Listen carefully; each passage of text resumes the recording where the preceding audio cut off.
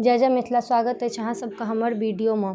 तो साँझ भ गेल छै और अरिपन द रहल छै। पूरा पकवान सबटा बनि गेल छलै। तब अरिपन द के डाला डाली सबटा सजेबै। तो अरिपन डाली हिसाब से देल जाइ छै। तो हमरा सबके जैटा डाली छै तैटा अरिपन देलियै। तो देखियो डाली सजा देने छै। हमरा सबके 3टा डाला होइ छै जकरा छिट्टा कहल जाइ छै या डाला कहियो, और 2टा मटकुरी, एगो सरवा होइ छै, पंचमुखी दीप धूपम जला के मोरर द के जैटा मोरर होइ छै तैटा कलश देल जाइ छै। तो 2टा मोरर छै तो 2टा कलश देल जाइ छै। कहल जाइ छै जैटा घर में पुरुष रहै छै तैटा मोरर देल जाइ छै।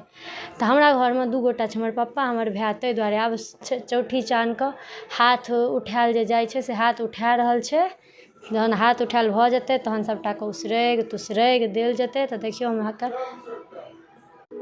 चौठी चाँद के हाथ उठा के सबटा उसरैग देलकै, मम्मी अर्घ सेहो देलकै। तकर बाद हमहूँ हाथ उठा के गोर लगलियनि मटकुरी ल के। आ पप्पा जे छै से मोरर भांगि रहल छथिन। तो हमरा सबमे देखियो मोरर भांगल जाइ छै जे पुरुष भांगे छै। तो हमर पप्पा पहले भांगि रहल छथिन आ देखियो केना मोरर भांगे छथिन।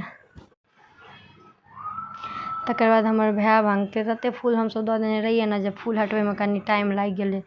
ओकरा भांगैयो नहि आबै छलै, ओंगरी लऽ के कहै छलै। तहन पप्पा बतेलखिन केना भांगे के छै, तहन ओ भांगलकै।